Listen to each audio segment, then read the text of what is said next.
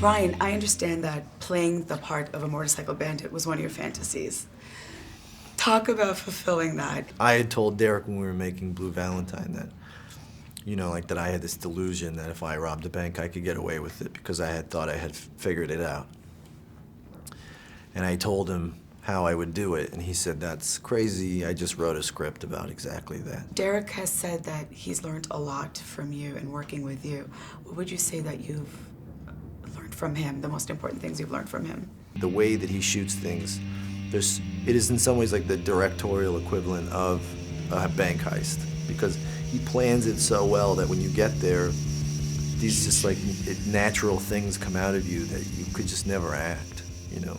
Eva, I love that you've played so many different types of characters in bad cop, good cop films, such as We Own the Night, The Other Guys, Training Day. Tell me how this role was different for you and what this story means to you. I haven't made the correlate, I haven't made the connection. Interesting.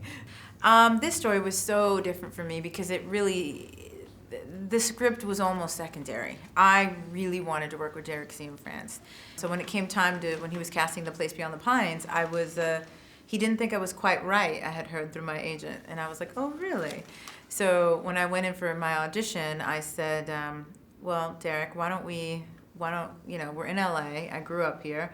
Why don't I take you a ride around the areas I grew up in, and you can see the similarities between me and the character, and we can talk about it that way. And if you want me to run my lines, we could do so out of the office environment, which is really unconventional because I've never done that before. And I thought it would appeal to him because he's so unconventional, you know? Yeah. And thankfully it did, and it was an amazing, amazing experience.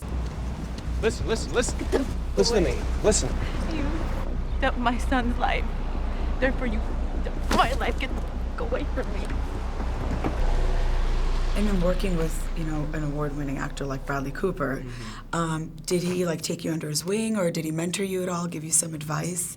I think Bradley's advice was just from being Bradley, you know, from seeing someone who's been involved for so many years and is still so committed, you know, and that was the best advice for me. It was lead by example, you know, to watch someone who is still this committed, you know.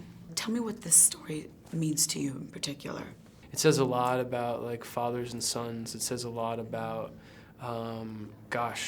family, a need to provide. There's so much in the movie that for me to kind of boil it down to one thing it wouldn't really be fair to the viewer, I don't think. Talk about playing a mom. The baby in the film just blew my mind. He's so cute. Ryan had this magical connection to this child. And you see it in the film, and that's absolutely true. That's like, you can't fake that, it's a baby. Yeah. You know, so in the film, when Ryan picks him up, that baby is just like instantly calmed and, you know, warmed by him. It's really beautiful. People are making comparisons to this film, to Drive.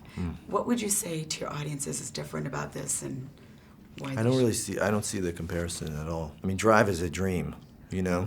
It's a character who's kind of like pure and clean, and this is a character who is just a mess, who's just made a life of bad decisions. It's like all these cliche ideas of masculinity, like tattoos and bikes, and like he realizes he's got a kid, and it's like holding up a mirror to him, and he realizes that he's not a man at all. And there's consequences in this film. I mean, this film is all about consequences. You know, there's only 2 shots fired, and they resonate throughout the entire movie. I know that your character talks about experiencing the greatest rush of his life by robbing the bank. What has been the greatest rush in your life? I don't know how to answer that. It's a great question. I will say that, you know, there were moments while shooting this film that, because of, again, the way that Derek works, you know, you're 7 minutes into a take and you've just robbed a bank, and now you're like cutting through traffic, and there's all these like pre-planned accidents that are supposed to happen around you, and so there's a certain amount of adrenaline involved in that.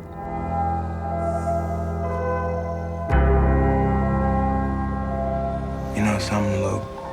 If you ride like lightning, you're gonna crash like thunder.